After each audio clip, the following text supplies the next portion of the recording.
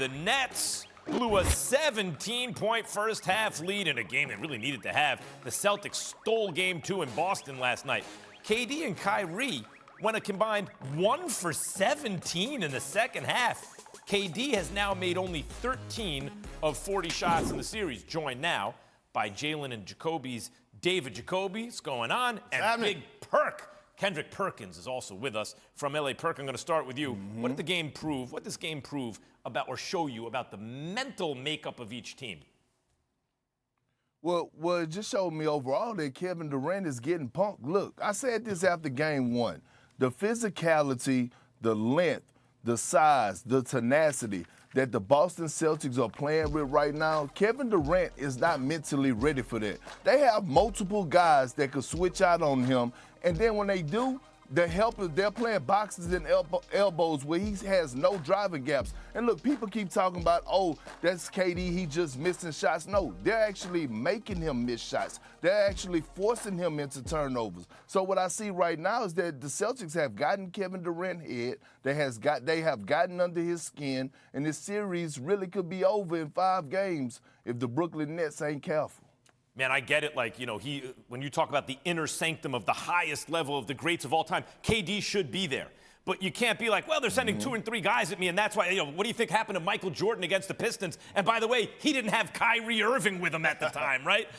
Jacoby, KD has looked like a shell of himself through the first 2 games. What has the Celtics formula been? I think Perkins was right. This is not just someone missing shots. What's really indicative to me is the turnovers. It's like I've never seen Kevin Durant lose the ball as many times as I have in this series thus far. And those turnovers turn into transition baskets for the other team. And one thing I've noticed, he looks a little tired. Let's not forget the journey. Remember, this team lost 11 games in a row at one point. Also, they were in the play-in. They were in the 10th spot, so they had to really sprint to the finish. Look at how many minutes this man had to play the last 11 games. 41 minutes a game in the stretch. They didn't get any time off. They were in a play-in game. I think that Kevin Durant is worn out, and the Celtics are doing a great job, but I really feel like there's a fatigue factor that people are overlooking. Hey, Perk, real quick. Look, Steve Nash got the job, and KD obviously wanted him, or he wouldn't have gotten the job. But when you look at Udoka, like what's gone on with the Celtics, that's a well-coached team. If a guy is tired, it seems to me it's because there doesn't seem to be a plan with the Nets. How much does this comes down to coaching?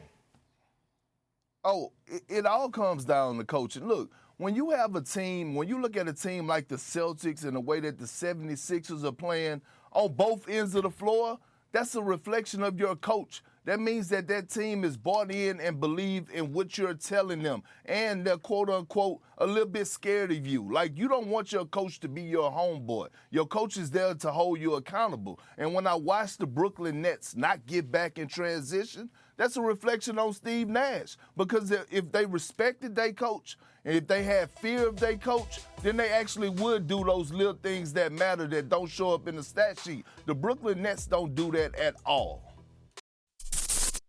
Thanks for watching ESPN on YouTube. For live streaming sports and premium content, subscribe to ESPN+.